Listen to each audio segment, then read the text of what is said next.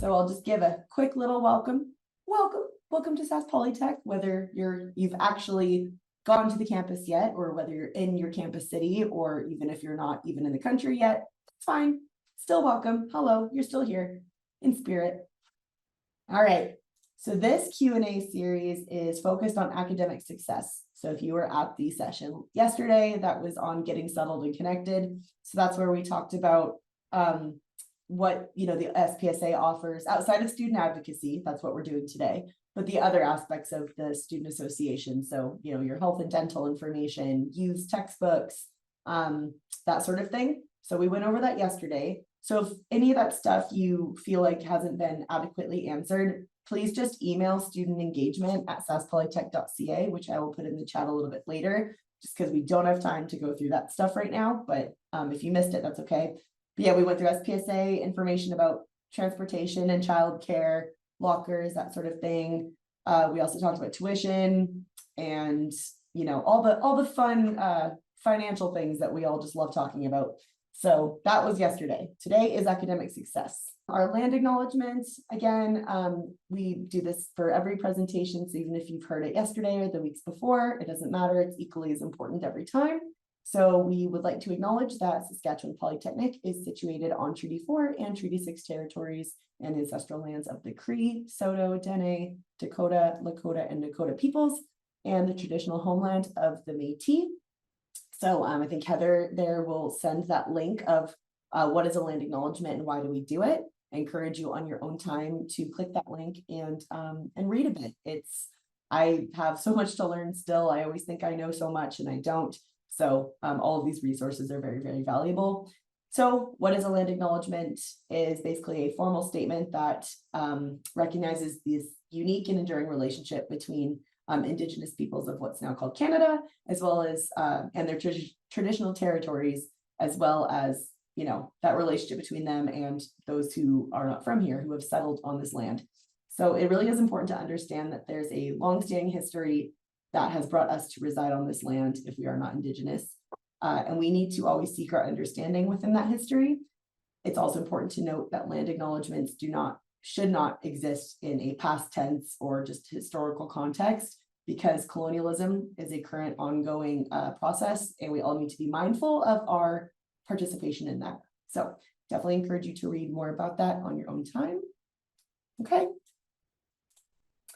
All right, so without further ado, our panel that we got today is we have Megan from the library, we have Heather from Learning Services, which if you were in our sessions last week, you will definitely recognize Heather. From Accessibility Services, oh no, in there, sorry, Carrie. We have Rochelle and Carrie. Carrie is here. From the SPSA, the Student Association, we have Maddie, and from International, we have Nympha. So just a quick note about International, we're not going to have sort of a specialized slide with Nympha just today because we have a lot of other stuff to go through. But if you do have specific questions, international related, in the chat, Nympha can answer those for you. Though just again, remember that tomorrow is the specialized Q&A international session. And then next week you have your in-person international orientation. So you'll have plenty of other opportunities to get more information. But in the meantime, if you have some pressing stuff that you're like, I need these answers right now, you can ask those in the chat and Nympha will do her best to answer those. Okay. So let's get started with Megan from, oh, sorry, I didn't click the right button. Megan from the library. So take it away. Okay, good afternoon, everybody. So my name is Megan Ashcroft, and I'm a librarian here at Regina campus. So we have libraries at each of the campuses, so in Prince Albert and Saskatoon and Moose Jaw and here. So depending on what program you are or what campus you're closest to, we do have library services at all campuses. And so what sort of stuff does the library staff help with? So we can help you find books. So we might have access to copies of books that you have as part of your required reading for your classes. Or if you are doing research, we can help you with that. We can also help with things like borrowing, printing, that sort of stuff. And probably when you get to writing your papers, we're also here to help you with your citation. So as a librarian, I mostly will see you guys when you have questions about research or with citation. And so we are happy to help with that. Any questions you have, whether you are like brand new, have never written a paper, done any kind of research, and you're sort of freaked out a little bit, or if you are fairly comfortable, but maybe you've been away for a while and you're coming back, we're here to help you however we can.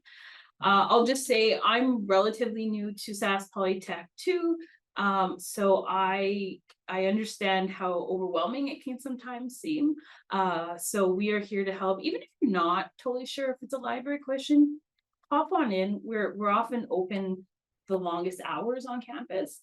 So if you do have questions, we can try and help, and if we can't give you the answer, we'll send you off to where you can get the answers. Our hours right now are a little bit shorter because it's summertime. So right now, across all the campuses, we are open Monday to Friday, 8 a.m. to 4:30 p.m. But starting in the fall, our hours expand a little bit, and they're always posted on our website. So you can always go there to double check. But we go to 8 a.m. to 9 p.m. Monday to Thursday, and a little bit shorter on weekends. So 8 to 6 on Friday, and then 1 to 6 on the weekend. And why do you want to come to the library? Well, there's a lot of reasons. You might need help, like I already mentioned. But we do have computers. So we have PCs that you can come here and use. We also, starting this September, will have laptops that you can borrow. So those can be accessed for 3 weeks at a time. So you can take them home and use them to write your papers or do your work, whatever you're needing that for. And depending on how, where you're living, who you're living with, we're a quiet space sometimes. I know when I was a student, I often had a workspace in my home, but wasn't always super productive working at home. My house suddenly became super clean when I had assignments due, so I always like going to the library because it sort of gave me a space separate from home to work at. We also have group study rooms. So if you have group work that you are working on, you can book spaces. So you're not trying to sort of meet up here and there. And yeah, we often have, coffee and treats and that kind of thing. And like I said, we tend to be open a little bit longer than other areas in the library or on campus. So we can, we're here to help you as you need. Printing and scanning and photocopying. So yes, you can definitely do all three of those things at the library. So it's 10 cents per page for black and white photocopying, and 25 cents a page for colored photocopying.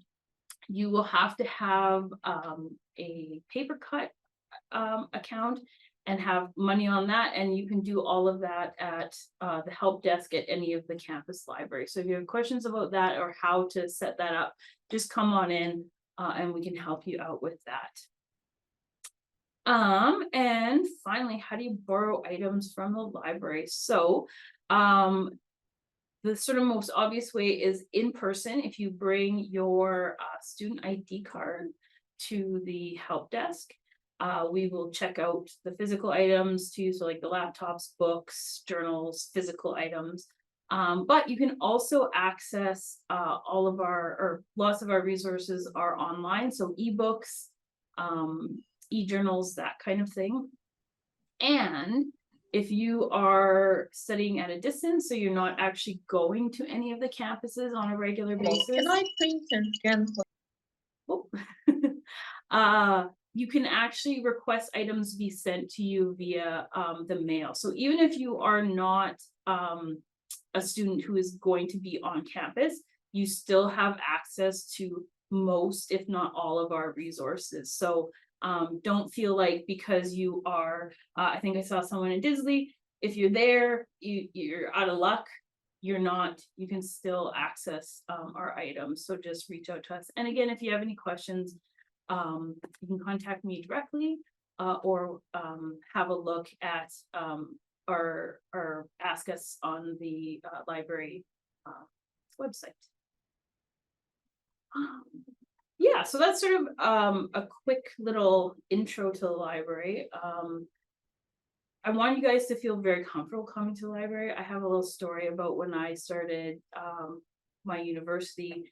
I was fairly comfortable with libraries, but the first time I stepped into a university library, it was so overwhelming and scary and intimidating that I walked out and just like never went back for like almost a year. So I don't want any of you guys to feel intimidated or nervous or anything. Come on in, ask your questions, and we're happy to help.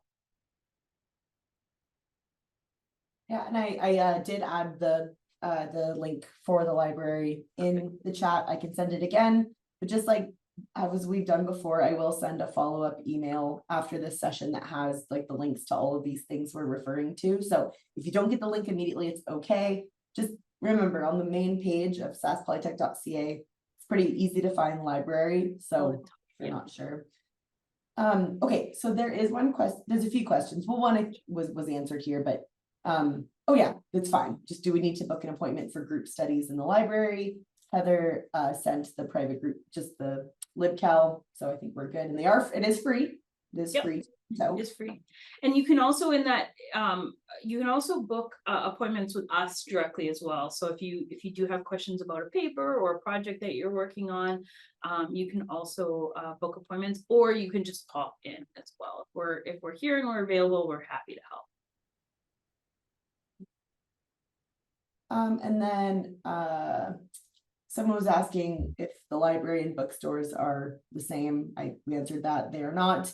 Heather will talk a bit about bookstores once her slide is up. Yeah, they are different. They are quite different.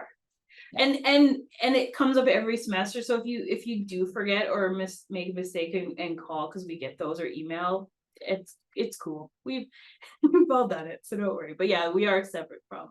So you can borrow books from us and then you buy books at the bookstore. Yeah. Okay. And then there was a question. I know this depends, but where was that? Oh, is the library where we go if we need tutors? Yeah, so it does sort of depend. Different.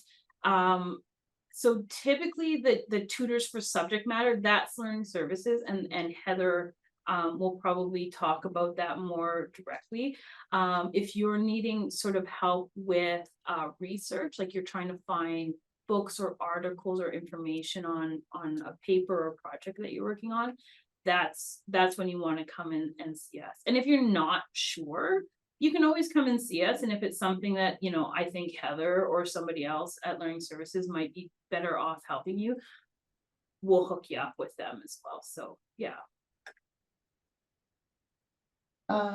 Okay, and there are a few questions because you mentioned the student ID.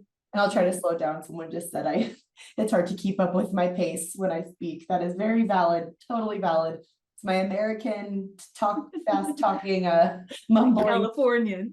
It's the California, yes, exactly. So apologies, I'll try to slow down. So your student ID cards, you will have a time booked out during the first few weeks of school that your programs have already set up, where you go to enrollment services and get them made. And then if for some reason you're not able to get your student ID card in that time, you'll be able to go to enrollment services on Wednesdays between 1 and 4 p.m. to get them made. If you're not totally sure, you can email enrollment services or you can email me and I will let you know more of that information. But do not worry, you will get your ID cards no matter what. Just wanted to add that. Don't know if there was anything else here specifically for the library. Yeah, I'm not seeing. Yeah, you probably won't think of us too much until you start to have assignments that's when we tend to become more popular. So just so you know, we're here and we're happy to help out when we can. Well, okay, if anyone does have any pressing questions after the fact, I will hand those off to Megan later on, but for now, I think we'll go ahead and move on. Who's next? Is it Heather? Oh no, accessibility we have next. So we have Rochelle. I see Carrie, I included your name on this slide. Sorry about that. So Rochelle and Carrie from accessibility, I will hand the mic off to you. All right. Hi, I'm Carrie, and I am one of the accessibility consultants at the Regina campus. Rochelle is also my office neighbor, and she is also located on Regina campus. So before we go into our 3 questions, I'm just going to give a very brief overview as to what accessibility services is, and kind of what our mission is and what we aim to achieve as a department at SAS Poly. And then I will hand over to Rochelle to talk a little bit more about a few of those specific questions that kind of come up sometimes. So essentially, our mission at Accessibility Services is to ensure that equal educational access is available for students with disabilities. So this means that we would work together with students that self-identify as having a disability to try to remove any barriers to participation, to full participation in their education. This can be very multifaceted and is a real collaboration between an accessibility consultant and the student that they're working with. Because disabilities are so unique to each individual, we highly recommend that if you are somebody listening to this today that identifies as having a disability, that you would take the first steps in booking in for a consultation with one of the accessibility consultants that would oversee the program that you're registered in. Obviously, disability can be a very it can be a sensitive topic for some people, and it can be there's a very broad definition of what a disability is. So to give you a very brief overview of what types of disabilities we may work with in our office, I'll kind of give a little bit of a list here, but there could be sensory disabilities such as vision or hearing impairments, physical disabilities such as having a mobility impairment, or even something like a broken bone as a result of an accident may classify as a temporary type of disability. There's psychiatric or mental health disabilities, which can include many different types of disorders or diagnoses. Often we will see students that might have been diagnosed with an anxiety disorder or a mood disorder like depression or bipolar, or post-traumatic stress disorder. And then there's also learning related disabilities that often can impair academic achievement for students. So specific learning disorders with impairments in reading, writing, or mathematics, or also ADHD is often something that we will see students being impacted by. Medical conditions such as diabetes, Crohn's disease, fibromyalgia. This just gives a short, I guess, list of the different types of groupings that a disability might be able to be classified into. And what I think for the purposes of today, just wanted to let students know we're here.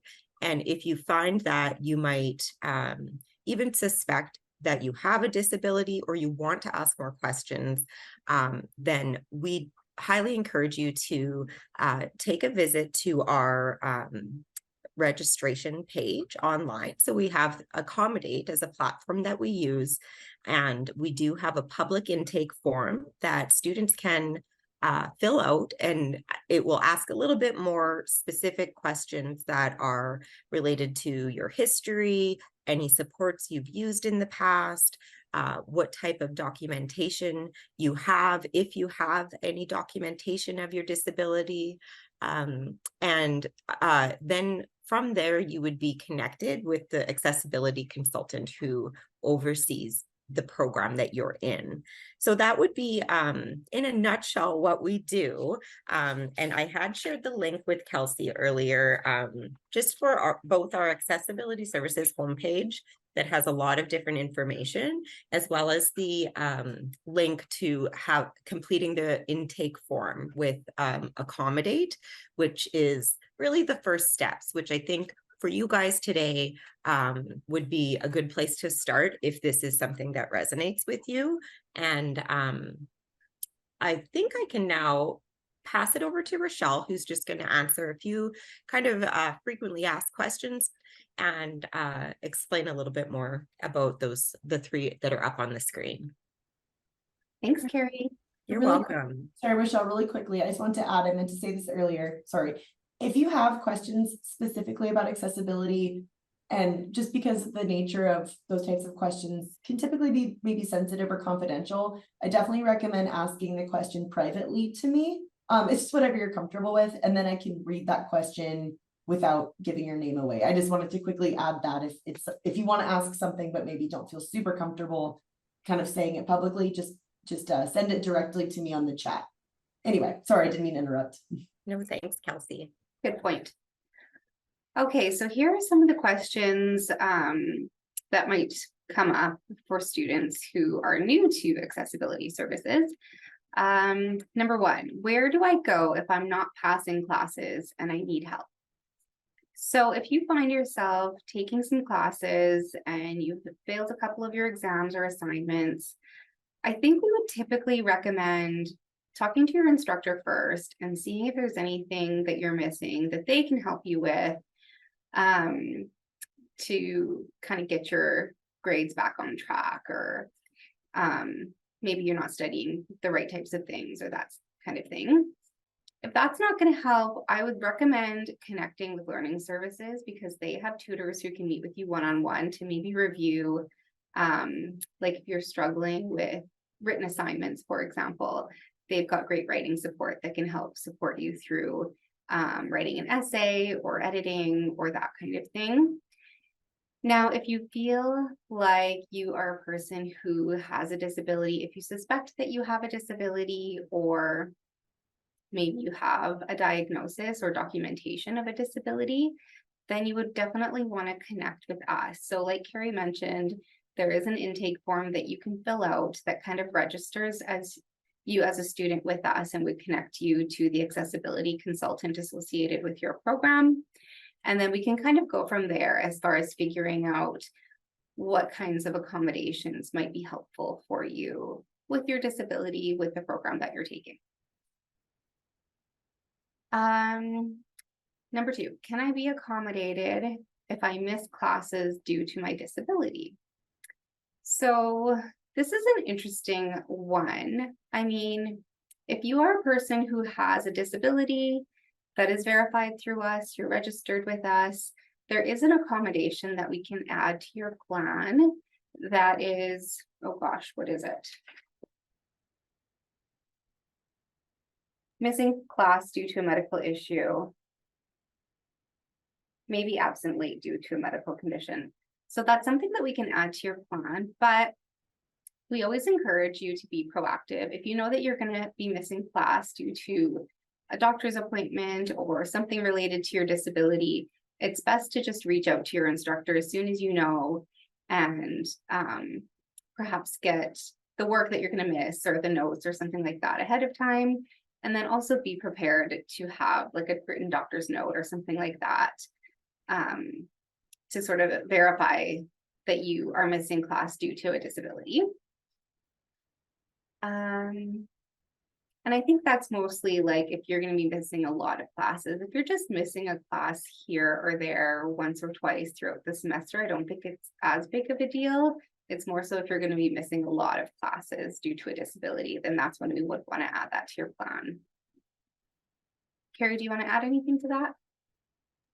I would just say that there are certain accommodations that we have to follow when we're creating a plan would be within the reasonable accommodation policy.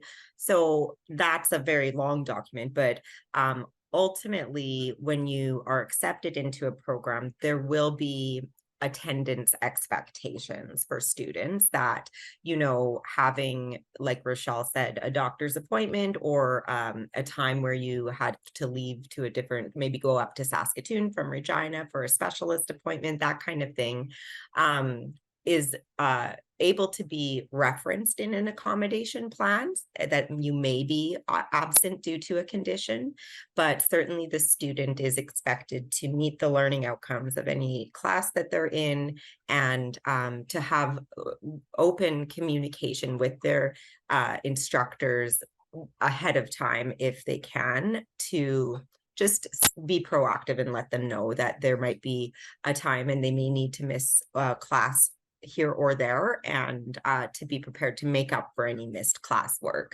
It is a bit program dependent too. Like, I know when you're doing clinicals, if you're in a nursing program, they are pretty strict on there only being a certain percentage that you can actually miss, or you won't be able to pass the clinical. So again, it's a good thing to have conversations about as you're getting started in your semester and in your classes. Okay, and number 3, who do I contact to have an assessment completed if I suspect I have a disability? Now, if you suspect that you have a disability like a learning disorder or an attention disorder, or that's okay, a mental health condition like anxiety, depression, something like that, but you don't actually have a diagnosis or any documentation on it, that would be a good time to connect with us, because you can meet with your accessibility consultant and we can just ask you some questions to get a little bit of history and a little bit of background on what you're experiencing to see if you might be a good fit for having an assessment done. So sometimes an assessment is a great idea, and sometimes it might be more beneficial for you to just go to your family physician and have your condition looked at that way. So if we deem through our little interview process that you are a good fit for an assessment, there's a couple of ways to go about it. You can either go on our assessment waitlist here at Sask Polytech. So we have a number of psychologists, Carrie and myself included, who will do psychoeducational assessments for free with students if they suspect that they have like a learning disorder or ADHD or something like that. There's also a number of organizations within Regina that will offer these types of assessments for a cost. They're pretty expensive if you want to pay out of pocket, but if you have some sort of insurance or benefits or something like that that covers services by a registered psychologist, then it could possibly be covered. So it's worth looking into. But yeah, the first step, if you are thinking that you would like to have an assessment completed, would just be to connect with your accessibility consultant, and then we can help you determine if that's the right next step for you.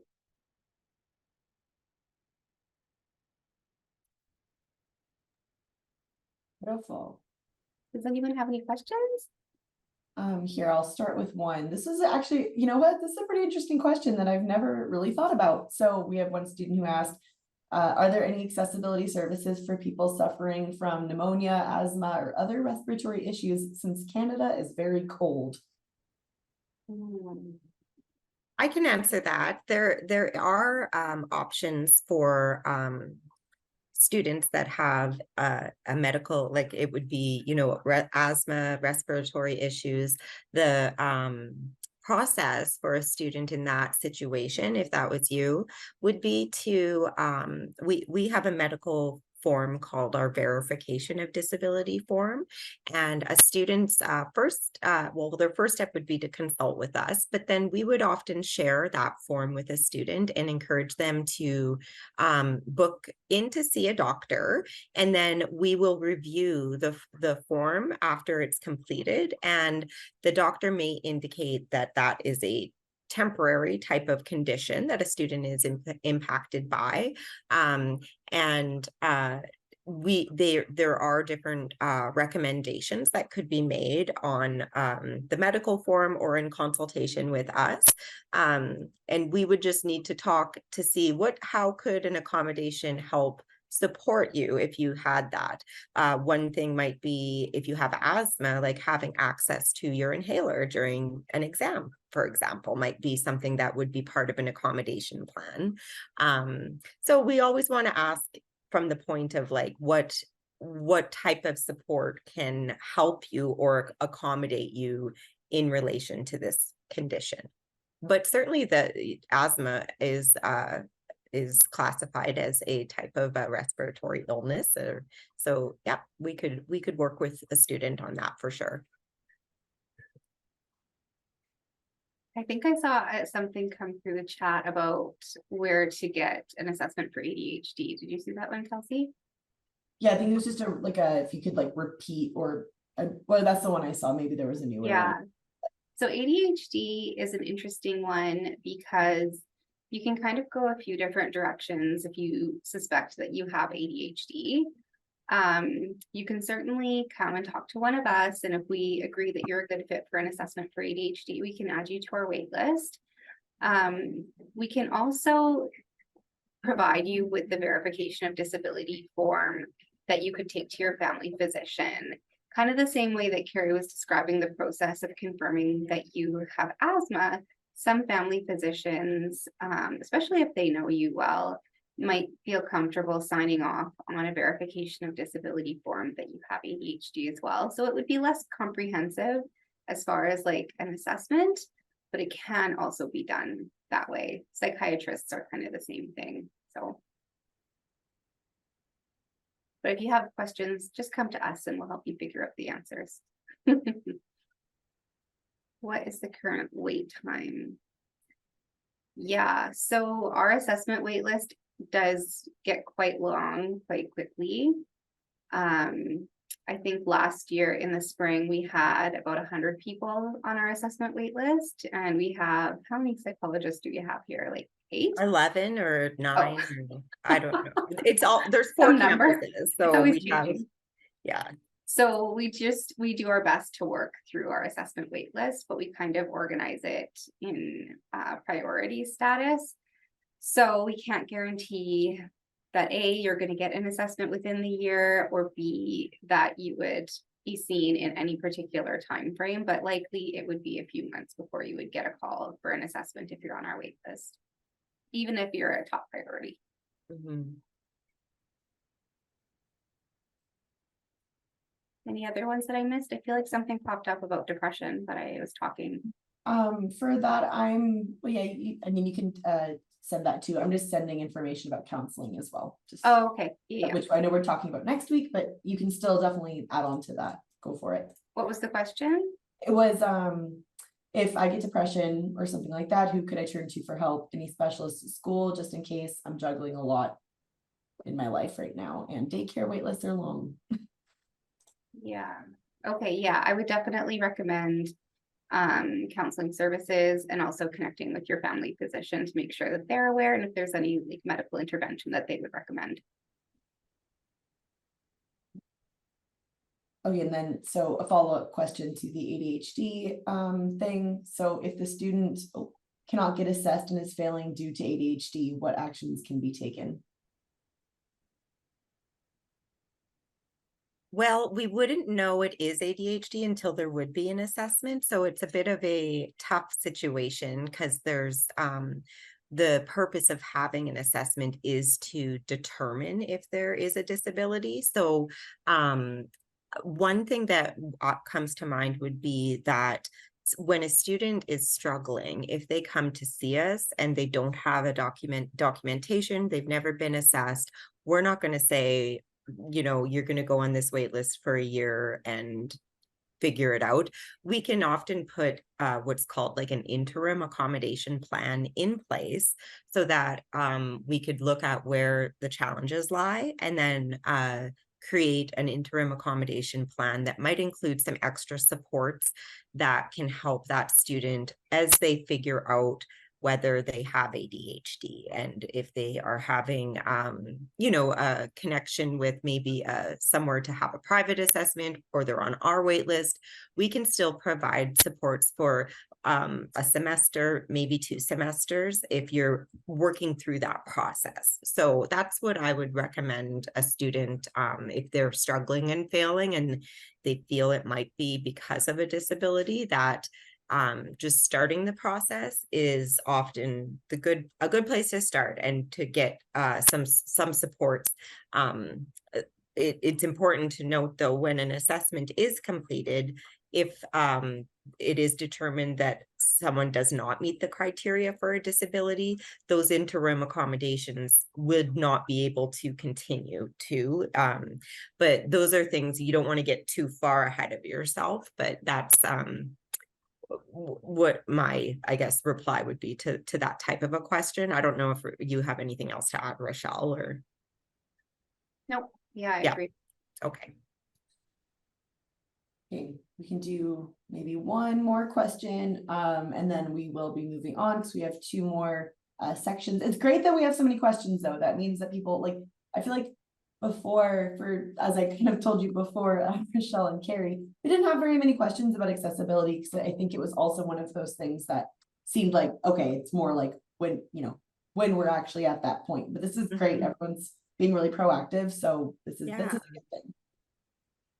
And again, so anything involving the other areas that we've talked about today, like library, again, I think Megan's in there answering some questions, or we can wait until the end, but we do want to stay with what is on topic right now. So I think with that, we will go ahead and move on. So thank you so much, Carrie and Rochelle. That was wonderful. And again, I always learn more and more whenever I'm in these 2. So thank you. Thanks for having us. There's something behind me. I don't know. I don't like getting messages like that. That scares me. I've seen this movie before. Okay. All right. So let's go ahead and move on. So I will hand it over to Heather with Learning Services. Hi, everyone. So yeah, I helped out Kelsey last week, so you might have seen me before. I'm Heather Tway. I'm here on Regina campus, and I'm just going to talk to you a bit about learning services and a few other questions we tend to get here a lot. So hopefully I can, sort things out with the whole textbook bookstore situation. I promise I will answer questions. But first, I just kind of want to get into what learning services does. So as a department on campus, we're actually located on kind of the 5 main campuses in the province. So Prince Albert, Regina, Moose Jaw, and in Saskatoon, we're on both the main campus on Idlewild and also the Avenue W campus. So what our department does is we help you with academic support. So that means anything to do with your classes.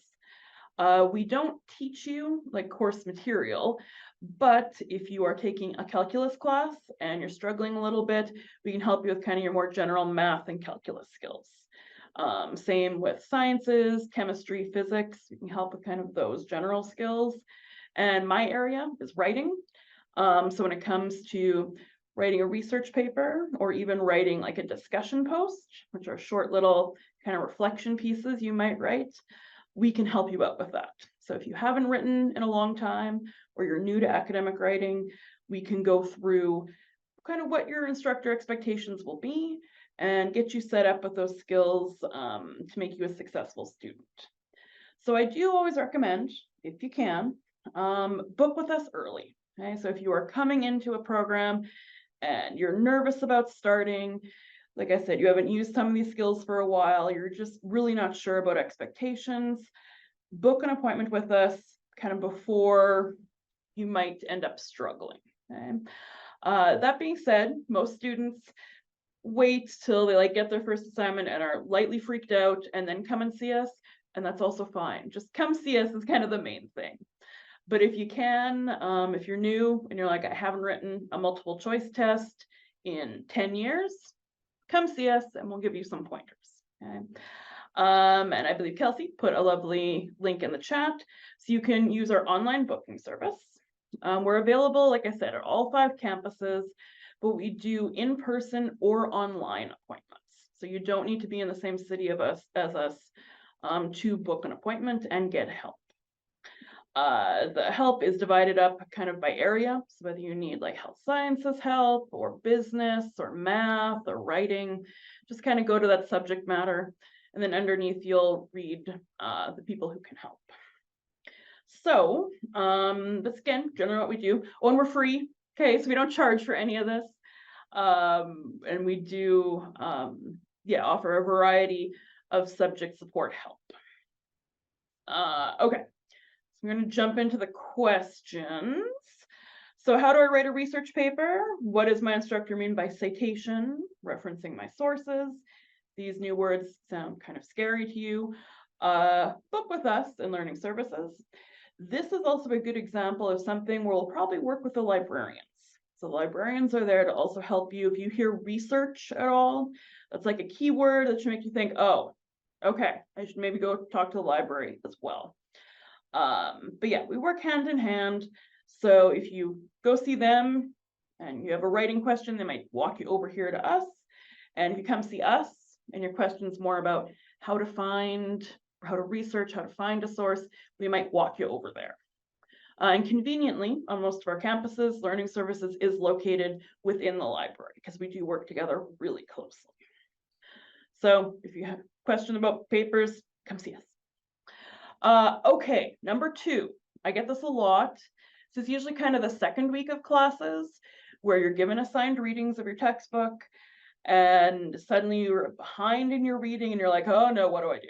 Because you're going to have quite big textbooks, a lot of pages to read. So how do you keep up with it? Again, come see us. We can give you pointers that work for you. So the type of learner you are that make things easier. So it might be coming up with strategies to kind of plan ahead on how you should read your textbook. Really, we'll probably try to get you to read less of your textbook, which seems odd, but a lot of times stuff is repeated in textbooks. So we want you to focus on pulling the good stuff out and kind of skipping over what you don't need. So some of those tips and tricks, again, book us in learning services. For this, you'd want to book under study skills. It's kind of the area there. Number 3, kind of same thing. How do I brush up on my math skills? Book an appointment, especially if it's been a lot of years and you're like, I don't know where I'm at. I don't know if I remember anything.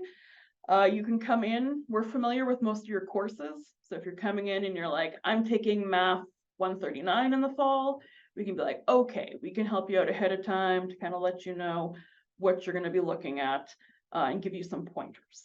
So again, book an appointment. We will help you out. Okay, number 4. So this is more, well, it really is more for if you're an online student, which a lot of you are. So our programs, some of them are entirely in person, some are entirely online, and some are what we call like hybrid or blended. You do a bit of both. For the most part, if you're waiting for like a link to your Zoom class, you will get a link soon. Okay, your instructor will let you know where you need to go, what you need to click on to get into that class. When it comes to Zoom schedules, definitely we recommend contact your instructor first. Because sadly, I don't have a schedule for every single class, so I can't get you that link myself. So your instructor is kind of your first step.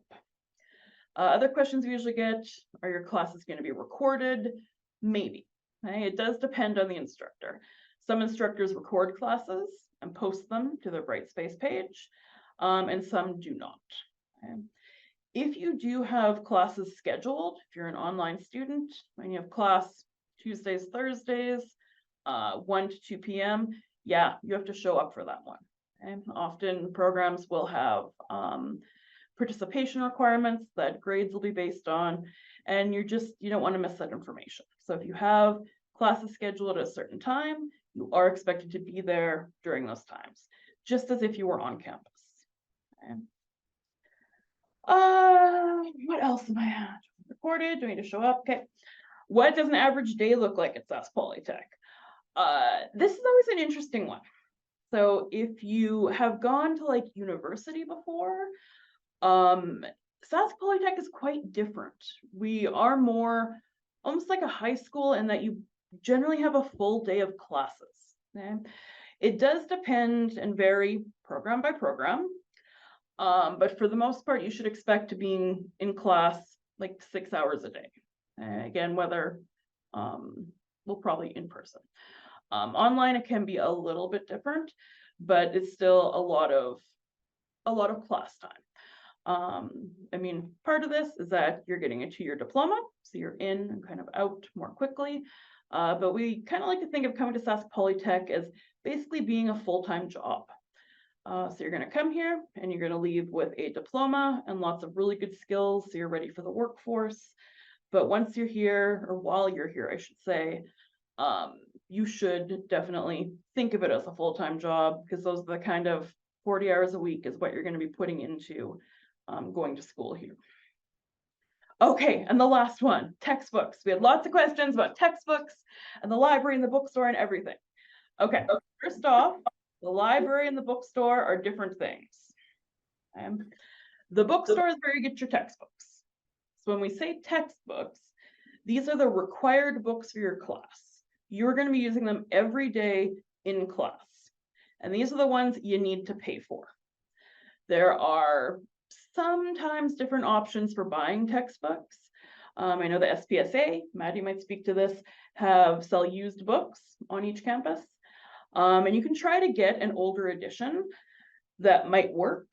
That being said, you want to check with your instructor. I know some courses, just for example, accounting, you actually get a textbook and a workbook bundled together, and you need the new one, because that workbook is only single use, and you're actually going to be using it for assignments. So that is one where you need to buy it new, and it is a lot of money, but you're going to use it literally every day, and you'll be expected to bring it to class. And again, you'll need it for your assignments. So when you go to the bookstore, they'll have a book list that tells you what textbooks you need. And those are the ones, again, you're required to bring them to class daily, and you need to buy. Okay, so bookstore, textbooks. Library, okay, is kind of additional books. So if you're writing a paper, you might need more information, and you'll go to the library to get more information. These ones are free. Okay, the library lets you borrow them, like Megan said, for 3 weeks for free. Sometimes they do have older editions of your textbook, sometimes. So you can check, but honestly, you're going to need to buy your textbooks for your courses to be successful in your courses. But yeah, the library has, again, additional books. They're free. You can borrow them. And yeah, go to your library to kind of find out more. They also have a lot of online resources you can borrow as well, but they are not your textbooks for the most part. So yeah, do I need textbooks? Yep, you do. It's very hard to be successful in these classes if you don't buy your textbook, because again, you need them every day in class. And yeah, how do I know which ones and where I can buy them? Again, textbooks, you go to the bookstore. They have a list. And you can go to the bookstore in person or online to purchase them. I believe if you do purchase online, there's a fee for shipping. But if you're in the city, you can go pick up your books in person. One thing I will warn you about, so if you are taking the business entrepreneurial program in Prince Albert, okay, but you happen to be in Saskatoon, if you go to Saskatoon campus looking for your Prince Albert program books, they probably won't be there. Okay, so you can go to a bookstore on campus, but it needs to be the campus where your program is. So kind of the same thing if you come to the Regina bookstore looking for books for your supply chain management program in Moose Jaw, we won't have them here. They're in person at the Moose Jaw bookstore. And so I just like to point that out, that we do have in-person bookstores in all 4 of our major cities, but they do have different books depending on the programs. Okay, did I cover that? I feel like I went really quick. What questions do we have? What's going on, Kelsey? It's a lot of the same question that kind of like yesterday. Okay, textbooks, bookstore, not library, bookstore. They are different things. I know it's confusing because they are both places that house books, but they are different. So I just wanted to add that. I know it gets a little bit confusing. I also got a message here, it was privately sent. Someone said, I'm confused about if trade books are provided. If they are, do I need to pay the estimated fee for textbooks with tuition? Okay, so some programs and in some trades programs, they do have some textbooks, and trades we mean like carpentry, electrical, those what we call those kind of trades. They will let you know. However, you might They're not have to buy electrical. a textbook or a code book, but you will need to buy what we call course packages. So they're not a traditional textbook, but they are still a thing, basically a binder of pages that you'll need for every day in those classes. So basically whatever the bookstore list says, that's what you need. Sorry, I just saw if you can get a good wife on campus. And I'm I know. Sorry, Kel saying. You're like, no, that's great. Wife. we all got a chuckle there. We're like, can you get a good wife? That is, yeah, that seems to be the main questions that haven't been answered in here. Right.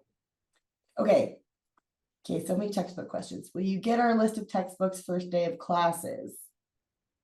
Maybe. That's yes. It depends on the Probably get your program. list ahead of time, possibly. If you're an on-campus student, I believe in waiting till the first day of classes because your instructors will tell you more about the textbooks you need. And then you can ask questions like, hey, can I get a used version of this one if you found that? I mean, at that point, it's also, it's good to buy early because then it's like there's no lines in the bookstore, but waiting till kind of day of can be good because then you know exactly what you need. And the lines aren't too bad. Yeah, if you're an on-campus student, I would wait till the first day and then there will probably be a line. But it's near the cafeteria here in Regina, so it's not too bad. And yeah, I also got another question about if, again, we sort of went over this, but if textbooks are required, or does it depend on the professor? Pretty much yes, they're required. Like they will sometimes, if you look at a book list, they'll say sometimes most of them will say required, some will say suggested. Okay, suggested you don't have to buy, but if they say required, they are required. Like it's a book you're going to be using every day. If you don't have a copy with you in class, it'll be hard to keep up with information. It'll be hard to do your homework, harder to study. So textbooks are a lot of money, but they are required.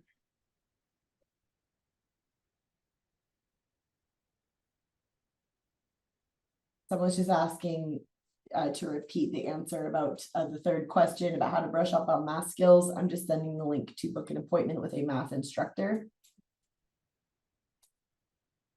But you can still answer to that if you'd like. On the how do I brush up on my math skills? It's been however many years since high school. Yeah, I would just book in with one of our people, especially the next couple of weeks. We're pretty quiet. So if you want to book in, like you can book 25-minute appointments. If you're just, I have a couple questions or want to make sure I know what's happening, we can help you out with that. And again, you can come in or you can also just do a Zoom appointment. So it's just like this. And yeah, it'll set your mind at ease, I guess. So I would suggest or recommend that. Okay, so someone asked, is Sask Polytechnic a university or college? We're a polytechnic, which is basically a college. We do some degree programs, but mostly in conjunction with a university. It's like our Bachelor of Nursing program is with the U of R. So yeah, we're not either. We're a polytechnic. We're basically a community college, okay? Yeah, in American terms, familiar to me. Okay, so we are going to move on because it seems that most of these questions are about bookstore, which again, I will send more information as I can, but just long story short, yes, you need to buy textbooks.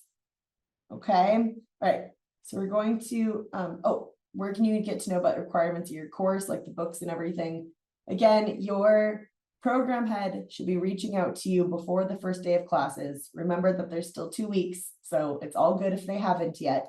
Also, make sure you are checking your SAS Polytech account, not your Gmail, not your Hotmail or anything like that. You need to check your SAS Polytech email. That is where everything is being sent. So if you haven't heard anything from your program head, do not worry, you will. And worst case, that the first day of classes, you will get all that information. So do not worry. Okay, I know, I totally understand. It's like you want to be prepared, but they should be reaching out to you soon.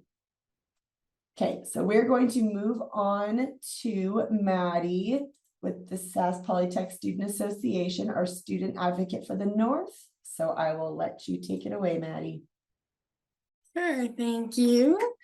Okay, so before I get into the kind of frequently asked questions, I'll kind of give an overview about who I am and what I do. So I'm employed by the Students Association, obviously. I am somebody who is familiar with the policies and the procedures at SAS Polytech. I handle solely the academic side of things. So I assist, advise, and advocate on behalf of students who are facing academic challenges, which can include anywhere from being accused of academic misconduct to being put on probation to possibly being required to discontinue. All of those things are very big words. If you don't know what they mean or what they sound kind of scary. But that's what I'm here for. So I also am very happy to refer students to outside sources. So I always tell students, if you have any questions at all, even if they don't necessarily relate to academics, I am more than happy to I've referred to counseling. I've referred to accessibility multiple times. International knows me very well here. They're probably sick of my face. So kind of an general idea of when you should seek the advocate. Like I said, if you're accused of academic misconduct, if you're being put on probation, if you don't agree with your grades, if you have concerns with the institution, etc. All of those things can be brought to me and we can discuss them, or I can refer. Okay, so I will just start with question 1. Who should I talk to if I'm struggling in class? I believe almost everyone has touched on this so far. Always go to your instructor. I will always advise that you go to your instructor first.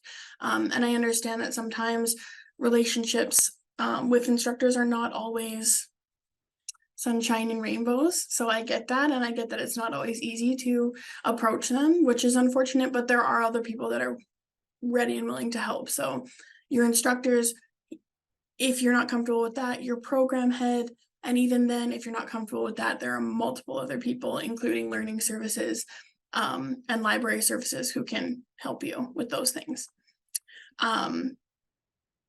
What should I do if I receive academic misconduct? So this process is can be lengthy, but it has to be followed correctly. And so a huge thing that I'm kind of focusing on this year is the timing of things. So there's timelines for all of these things. If you are accused of academic misconduct, immediately contact me. I cannot stress that enough. We need to, my role as the advocate is very reactive, which can get a little bit tricky if we're not following timelines or if I'm contacted too late. So if you receive academic misconduct, so if you receive an email from your program head saying that you've been named in academic misconduct, or it seems that something is wrong, by all means, contact me immediately. I do want to stress also that you can always have a support person in your meetings. Any meeting that you have with any faculty, any staff at SAS Polytech, you're always allowed to have a support person. And you can also have an advocate. So they are listed as 2 separate things in the policy, but you can ask me to be a support person as well. So bottom line, if you receive academic misconduct, please contact me immediately and I can let you know the options. I can let you know what the process is going to look like moving forward. And that can kind of help ease students' anxiety. Okay. Question 3, how do I complete an academic appeal? Okay, so these are even more convoluted questions. These are not easy questions to answer in a short time frame. So essentially there's 2 appeals. There's an academic appeal and there's a grade appeal. An academic appeal has to do with academics, funny enough. If you are put on probation, if you are required to discontinue and you disagree with these decisions or you feel they're unfounded, then an academic appeal is what you would pursue. So you have a total of 10 business days from receiving the original written decision to submit an appeal. Okay, so, and there's a form to do so. So when asking how do I complete an academic appeal, basically I just have to say, come and talk to me. I'll go through it step by step with you. I'll show you the form. I don't generally go around handing them out, so most people who haven't needed to do an academic appeal don't even know what the form looks like. But I have access to that and I can show it to you. I can show you step by step. You answer questions. You do have to have grounds to do an academic appeal and a grade appeal. I'm just seeing question 4 as well. So both appeals, you do need to have grounds to complete them. But again, that's something that we can always talk about. These questions are kind of hard to answer because each case is so different and so confidential that it's not like I can even really give very good examples of when you would need them. It's a lot of like, come and find me and talk to me. You can email me, you can phone me, you can stop into my office. We can Zoom, so many options. Okay, so question 4, what do I do if I want to appeal a grade? Same thing, come talk to me. There's a form that you'll have to fill out. And I will note that a grade appeal as opposed to an academic appeal does have a $30 fee. If it ends up going to a formal grade appeal that you submit to enrollment services, there will be a $30 fee, but there are a couple steps that you take before that will happen. Okay, so who can I talk to if I'm having issues with an instructor or SAS Polytech faculty? Like I said, always utilize counseling. I refer people to counseling all the time.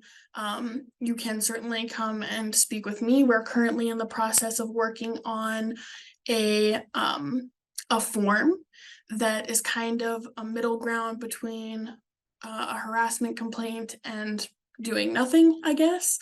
And that I'm hoping that'll help students a lot. So yeah, if you're having issues with an instructor or any SAS Polytech faculty, by all means, you are more than welcome to come and bring that forward to me. And we can kind of figure out a plan together. A nice part about my job is that I get to communicate so openly with students and we kind of make a plan together. I never do anything without your consent. I never talk to anybody about your case without your consent. So if you are having issues with an instructor and you just need to let someone know and you don't want to take it any further than that, you don't want to fill out any forms or anything, that's fine. You're certainly welcome to tell me about that. Or if you want to take things further, we can always formulate a plan together and I will go as far as you need me to go, or until you're sick of me and don't want to go any further. Okay, and just as a note, I know that Rochelle and Carrie had kind of pointed made a point of this about attendance expectations. This is huge, especially in the past year. I saw multiple cases of students being put on probation because of attendance and then even consequently being required to discontinue because of attendance. I cannot stress this enough. Please let your instructor know or your program head if you have to miss class. And more importantly than that, please read the course outline to familiarize yourself with the expectations of you for your program. Because like they mentioned, it's it can be program specific. There could be a certain percentage, there could be a certain amount of days that you're allowed to miss. And after that, it becomes a problem. So yeah, 100% read that course outline. It has a lot of information. And lots of the time I have students that come to me with their concerns, and then I say to them, well, can you show me the course outline? And if it says it in there, and you did not take the initiative to read that course outline, it can be extremely detrimental to your case. So I can't stress that enough. Please read the course outline. So yeah, I guess if we have any questions, I can answer those now. I don't know if there is any. I didn't even look at the chat. Well, most of them are just sort of other things going on right now. Okay. I'm sorry, I'm catching up. Yeah, not anything specifically about advocacy. Okay. Yeah.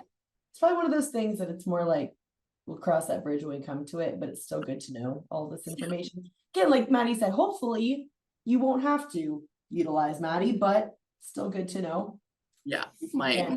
slogan is that I would love to talk to you, but I hope I never need to, because I don't want you to be in that position, but I'm here to help if you need it.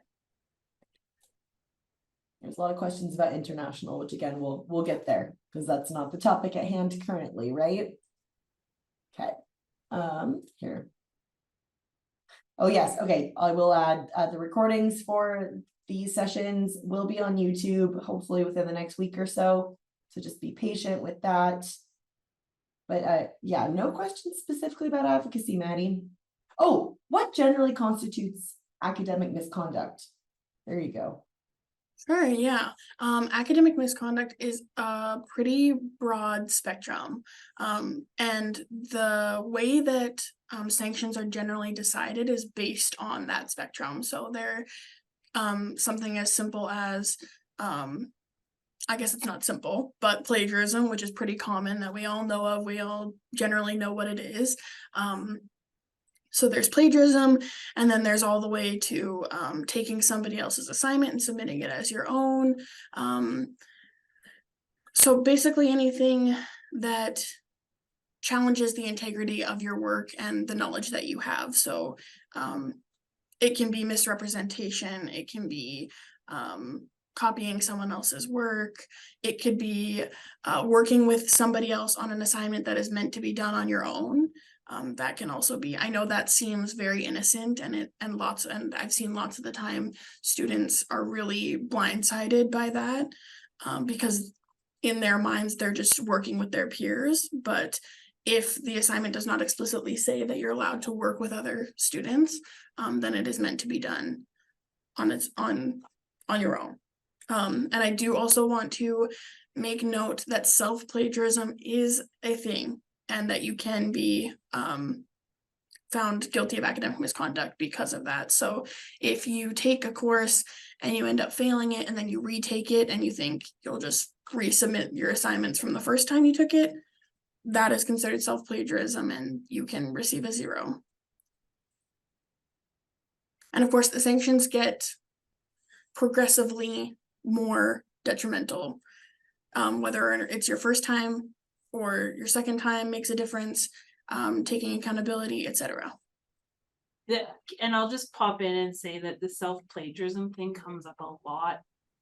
Like faculty will approach us with questions about that, so be real careful with that too, because it seems like a good idea, but it's very bad. Yeah.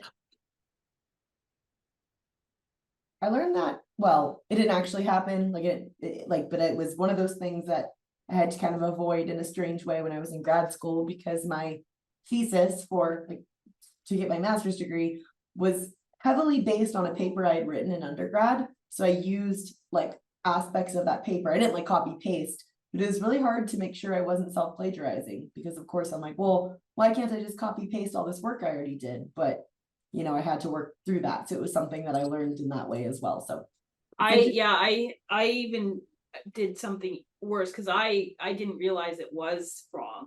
Again, ignorance is bliss. And I tweaked the paper because I thought, great, I've already written this. I will just tweak it and I will hand it in. And I mentioned it to the prof as I was handing it in, saying like, oh, it's such a great coincidence that, you know, this worked out so nicely. And he was like, no. So yeah, don't do what I did. We live and we learn, right? That's why we're telling you all of this, so you don't have to get to that point before you realize it's wrong.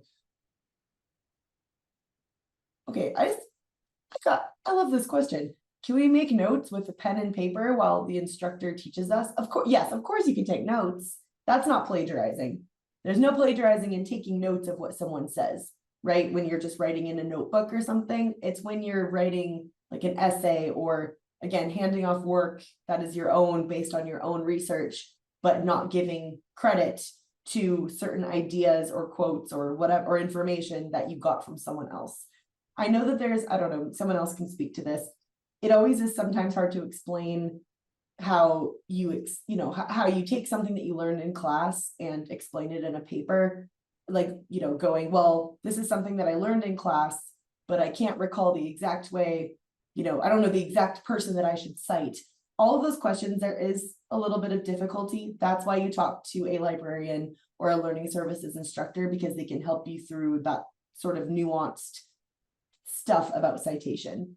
I don't know if I said that very well, but anyway, I know how that can get a little bit confusing, but yeah, typically it's more common sense of, did I know this information before reading it here? No, cite it. We could go on. When in doubt, throw in a citation. Yeah. Hey, let's see. Some more. Okay, so most of these questions, are not directly related to advocacy, but that was a really good question about the academic misconduct. Okay, let me see. Oh, this is a really good question. Someone says, it's not a dumb question, Mauricio, at all.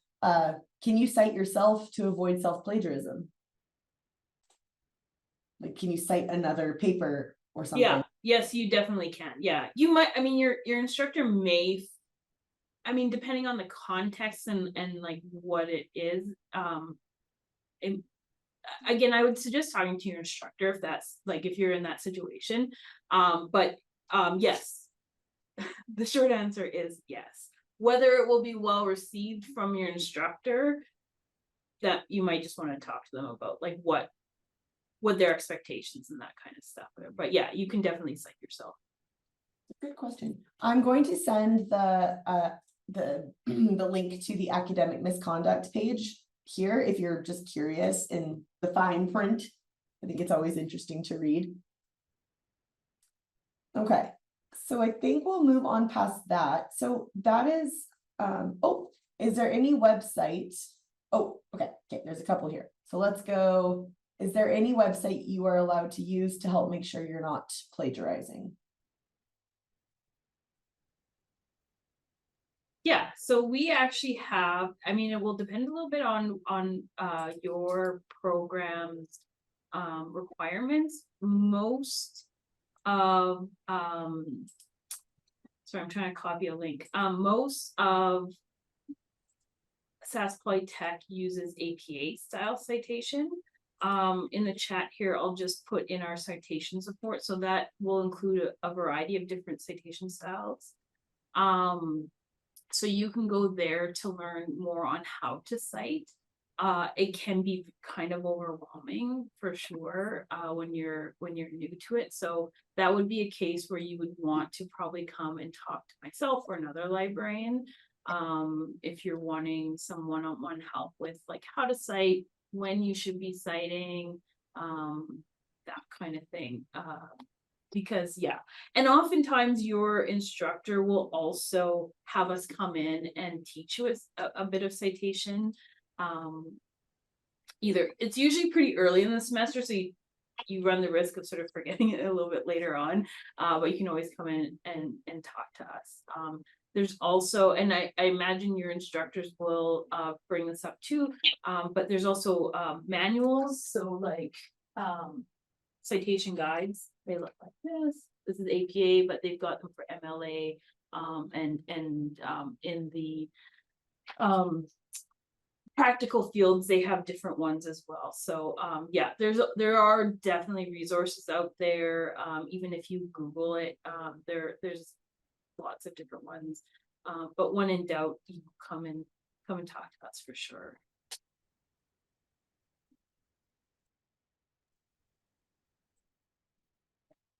Okay.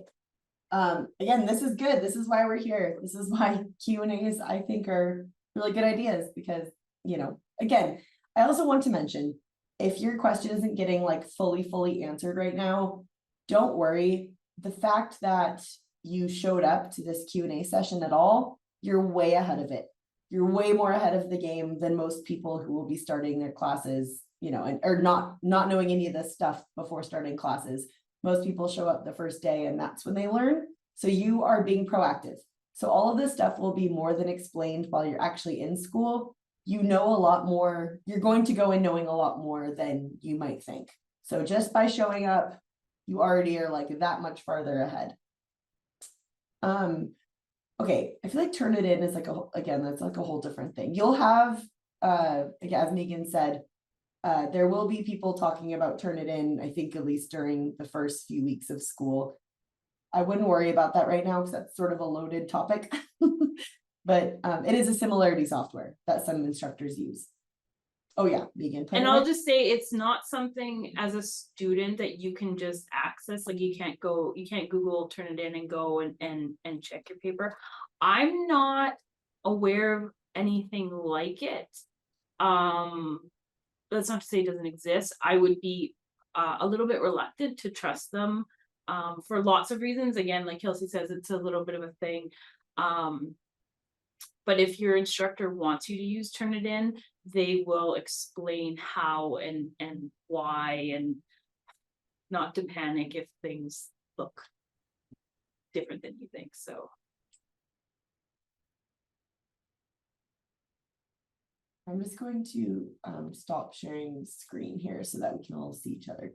Okay, so I'm just gonna quickly do a quick run through of, again, to answer some questions that I keep getting asked, and then after that, you can just email me because we've gone through this quite a few times. It's all good. I know sometimes people's connections kind of go out. I understand, but at the same time, these questions are getting answered over and over again. So please pay attention.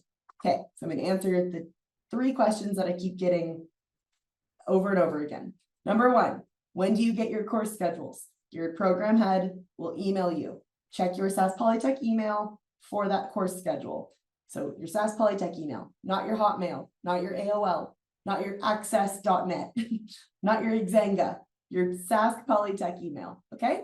And if you don't get it before the first day, do not worry, you will get it on the first day. And we will help you. There will always be someone at every main entrance of every single campus to point you in the right direction. So do not worry, we will not let you wander or anything like that. So you will get your timetable / schedule / class, everything either before or on the first day of classes. Okay, number 2, international orientation, which is a good thing to ask. Nympha did send the information in the chat. Do you maybe want to send the link again, Nympha? The date and time depends on your program and your campus, but either way, it's going to be next week in person. So in person, not Zoom, in person. If you cannot make it in person, that is okay. There will be a virtual version of that international orientation on, I believe, September 8th. That will be on the link that Nympha sent. So you can definitely look at that. And you can also reach out to international@saspolytech.ca for more information. And number 3, a lot of you are asking about changing your campus or changing your courses or whatever else. Changing your campus, it is too late.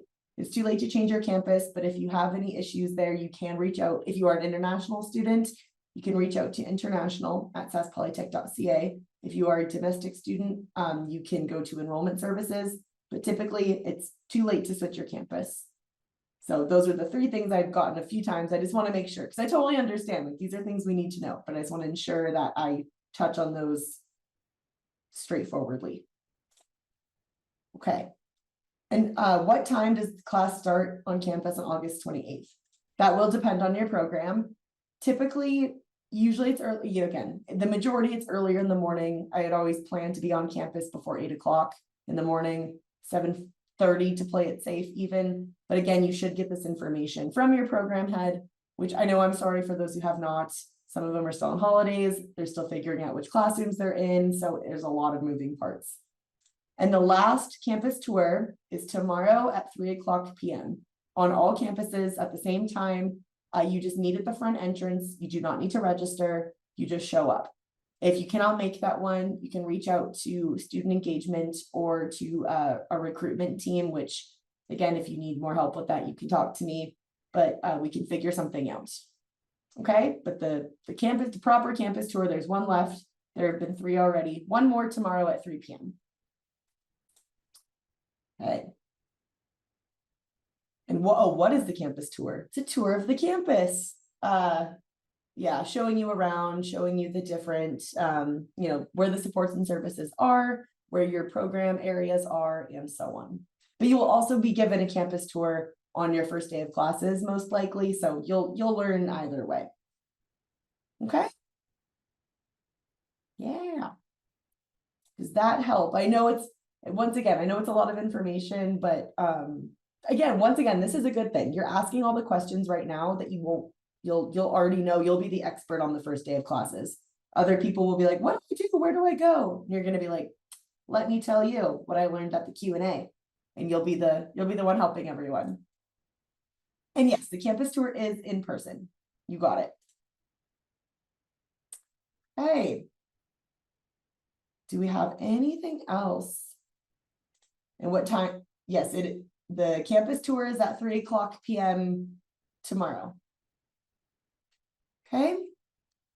Was there anything else to add, maybe about international orientation that I may have missed, Nympha? Or I just want to make sure we're all knowing where we go, because I know there's a lot of the word orientation everywhere. I totally get how that's confusing. These sessions are like information sessions, they're online, but the international orientation is in person. Next week, it's different from this. Yeah. Yeah, I think you got it. So, Kelsey. Good. Great. Okay, and then what is the international orientation all about? It's about everything involving, the conditions of your study visa, about, and other immigration documents, about how to maintain your status, ensuring that, you don't lose that status through low grades or anything like that. I believe most campuses will have Service Canada at the actual event handing out social insurance numbers. Again, if you're not sure about if your campus is doing it on that day, you can reach out to International. It should also be on that page. So for international orientation, please make sure for your social insurance number, you bring your visa or your study permit. Okay, so your legal documents saying you're entitled to be here in Canada, and your passport. I think that's probably it, right, Nympha? Unless your I just read, if your names are different, if you have 2 different names on your passport and your visa or study permit, you got to bring a third identification document, which can include a marriage certificate or a divorce decree, which is what I was reading about. So there's a lot of options. Full circle. Okay. Okay, and for other questions, you can just reach out to me at Student Engagement, or again, I will be sending a follow-up email with all the different links to all the information about everything we talked about. Yeah, exams, there's not much to explain. It just depends on the program. So if you have more questions specifically about the exams in your program, reach out to your program head. And we'll talk about Fit and Rec too. I can send you the information about Fit and Rec. Yes, there's intramurals. Okay. What time is it? Are we like on time? What? 4:30. Oh, that is a good question. Nympha, maybe you can answer this. So we have a student who is wondering if they can attend the orientation in Saskatoon, even though they're enrolled in PA, just because that's where they're closer to right now. That might be a little tricky, because when you're registered for a specific campus, they actually register you as a student. So my recommendation is, if you cannot make the in-person one, on that same link, there's actually a virtual. We're also having like a virtual orientation for international students. So obviously, although it is not required for you to attend any orientation, it is very, very useful and very, very helpful for you. So if you cannot attend your campus city's orientation, I would recommend attend the online one. But I actually registered because I have they have given me option over there that which campus you belong. So I did PA, but near about is Saskatoon. But I registered it already. So what to do now? What do you mean? Who gave you the option? Actually, option is coming over there that ma'am is also telling before. I think yesterday she's telling that we can attend that near one place. So that's why I just Are you in Regina? Are you in no, I'm in Saskatoon, but You're my in campus is Saskatoon? in Prince Albert. Okay, so you met somebody from Saskatoon, is that what you're saying? Yes. Yeah, so again, the reason why we divide it by campus is so that we can actually track the students per campus. So if you're from PA and you're attending Saskatoon, although, you know, it's technically fine, it's kind of messing with the total count for Yes, yes, Saskatoon, right? yes. As campus is different. Yes, I came to know. Yeah, so even though you're registered, I still recommend maybe it's a better idea for you to attend the online one. But Okay. otherwise, you can let the advisors know on that campus. But again, that online is available for students who cannot attend the in-person orientation. Okay, thank you, ma'am. I will attend online. Thank you. Sounds good. Perfect. Okay, I'm going to read out one more question and then we're going to go ahead and end the meeting and you can send all further questions to me. Okay, this will be the last question. So whatever is asked after this, I'm not going to read it, okay? So I have one student asking, what is online independent work time? My course says there will be online independent work time every Friday. Is it okay to, oh, sorry, Heather, you totally answered that already. I'm Okay. sorry, I was sorry to No, finish. don't be. Why? Why are you sorry? You keep going. No, that's it. Okay, so for anyone else who may be wondering about online independent work time, if your course says that you need it like on every Friday, is it okay to stay at home? And Heather answered that saying your program head will discuss this more on your first day, but yes, normally it is work time that can be completed anywhere. Again, you're independent, so it's outside of the classroom. That's a good question though. Okay. So we're gonna go ahead and end the meeting. This was great though. I feel like this is the most conversation and the most questions we've like ever had in a session like this. So again, this is good stuff because that means your questions are getting answered and we're curious and we're paying attention, which I love. We're not just showing up and watching TV and not even really in it. You know what I mean? Okay. So we'll talk to you later. And again, those of you who are international, I do recommend coming to the Q&A session tomorrow morning. That is specifically for international. So if you are a domestic student, I mean, you're welcome to come if you're curious, you know, the more you know, but it is especially for international students tomorrow morning. It's not your orientation. It's different. It's just a question and answer session. Okay. And then the next ones will be next week. We'll have one session on healthy minds and bodies. So that will have counseling, fitness and recreation, student relations, and campus safety and security. So those of you who had questions about intramurals and sports on campus, stay tuned for that. You'll get all those questions answered. And then the last one, which is on the Thursday, will be about next Thursday, will be on career and employment services and student awards. Okay, so we're going to end it there. I'm going to end the meeting in about 5 seconds. Thank you all for coming. Have a good rest of your day or night. Go to bed if it's 2:30 in the morning in India. Actually, no, it's like 5 a.m. now in India. So, or 3, I'm not good at math. 4 a.m. That's it. I know everyone's laughing. Hey, I have a film degree. Okay, I don't do math. Bye, everyone.